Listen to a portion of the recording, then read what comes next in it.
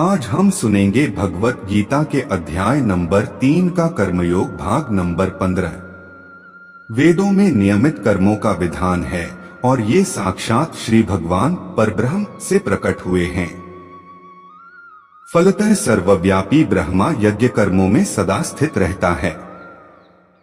इस श्लोक में यज्ञार्थ कर्म अर्थात कृष्ण को प्रसन्न करने के लिए कर्म की आवश्यकता को भली भांति विवेचित किया गया है।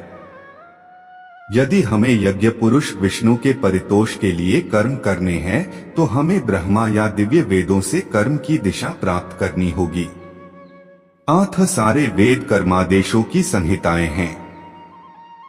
वेदों के निर्देश के बिना किया गया कोई भी कर्म विकर्म या अवैध अथवा पापपूर्ण कर्म कहलाता है। आठ कर्मफल से बचने के लिए सदैव वेदों से निर्देश प्राप्त करना चाहिए।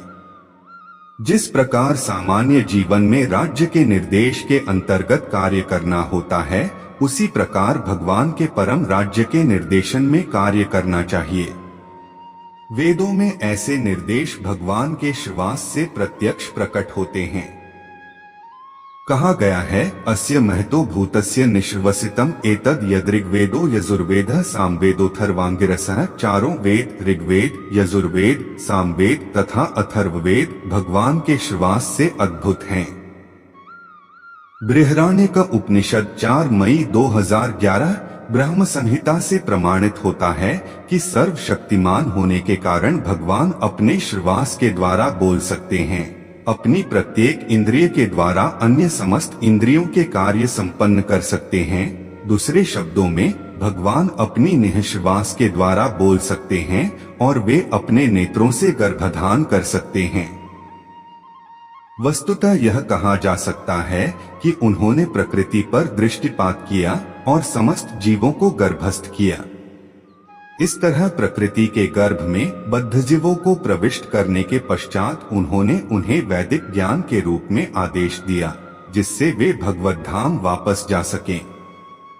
हमें यह सदैव स्मरण रखना चाहिए कि प्रकृति में सारे बद्धजीव भौतिक भोग के लिए इच्छुक रहते हैं, किंतु वैदिक आदेश इस प्रकार बनाए गए हैं कि मनुष्य अपनी विकृत इच्छाओं की पूर्ति कर सकता है और तथाकथित सुख भोग पूरा करके भगवान के पास लौट सकता है।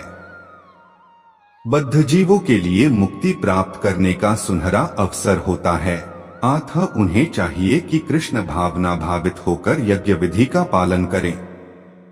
यहाँ तक कि वैदिक आदेशों का पालन नहीं करते वे भी कृष्ण भावनामृत के सिद्धांतों को ग्रहण कर सकते हैं, जिससे वैदिक यज्ञों या कर्मों की पूर्ति हो जाएगी।